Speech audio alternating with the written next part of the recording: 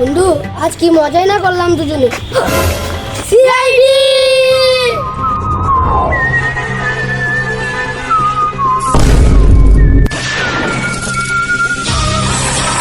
দয়া, অভিজিৎ, তোমাদের এই অবস্থা কেন?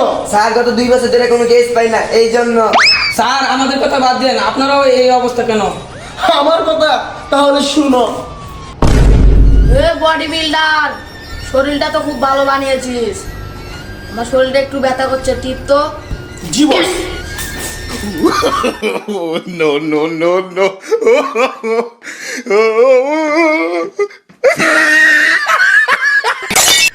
এই হলো আমার কাহিনী। এখন বলো দয়া, তোমার এই অবস্থা কেন? তাহলে স্যার শুনুন।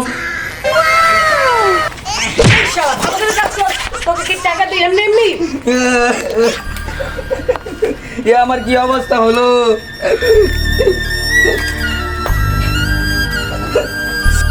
এই ছিল আমার কাহিনী এসেছে স্যার।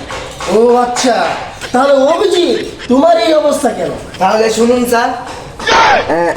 দে বাবা আল্লাহ নামে কিছু দিয়ে যা। দে বাবা আল্লাহ নামে কিছু দিয়ে যা। দে বাবা আল্লাহ নামে কিছু দিয়ে যা। আচ্ছা তো ভালোই যে কেমন হইলো এসিবি স্যার, এই ছিল আমার কাহিনী। ও আচ্ছা, ঠিক আছে, তাহলে এখন আমাদের কাপড় চেঞ্জ করতে হবে।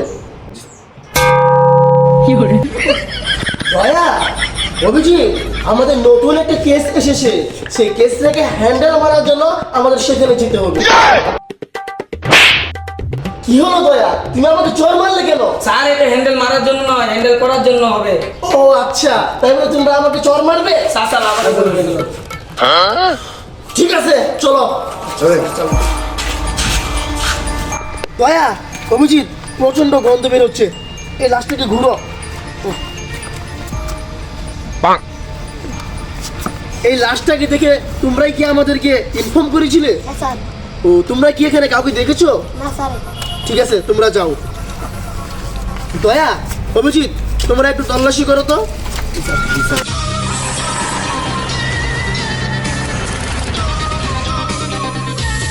না স্যার কিছু তো পেলাম না। কিছু পাওনি?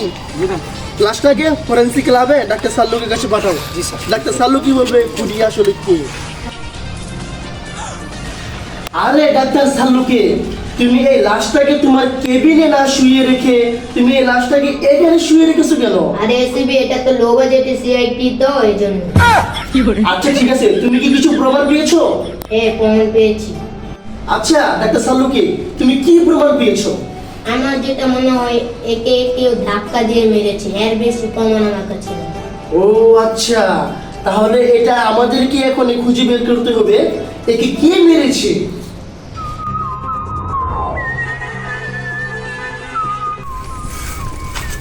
দয়া, অভিজিৎ, তোমরা কি কিছু প্রমাণ পেয়েছো?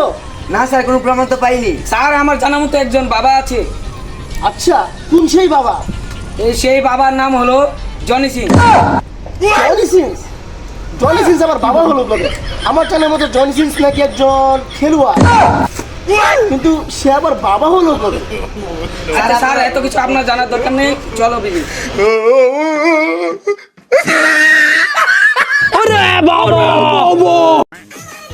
বাবা বাবা জনি সিং আমাকে একটু দোয়া করে দেন, আমার বিয়ে হচ্ছে না।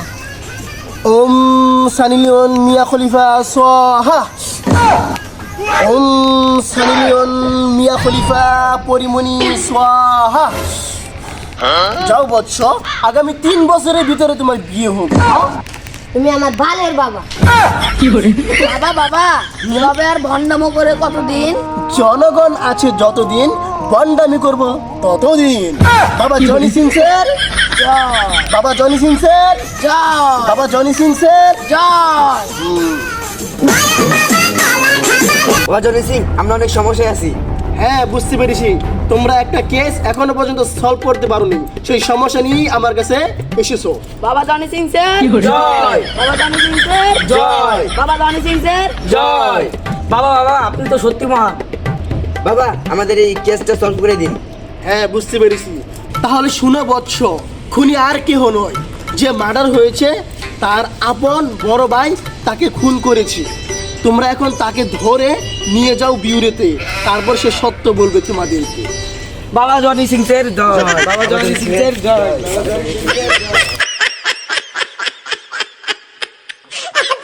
কেমন আছেন মিস্টার চৌধুরী? আপনার এখানে আমার ভাইয়ের খুনিকে ধরতে পেরেছেন? কেন ফোন করেছিস তোর ভাইকে? আমি কেন আমার ভাইকে খুন করব? তুই এভাবে বলবি না।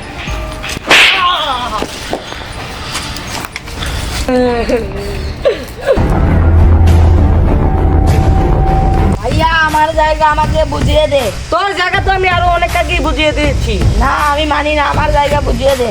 সর তো এখান থেকে সর, আমি এখন কাজ করছি, যা। আমি যাবো না, আমার জায়গা আমাকে বুঝিয়ে দে। তুই কি এখান থেকে যাবি না যাবি না? আমি যাবো না, আমার জায়গা আমাকে বুঝিয়ে সর এখান থেকে সর।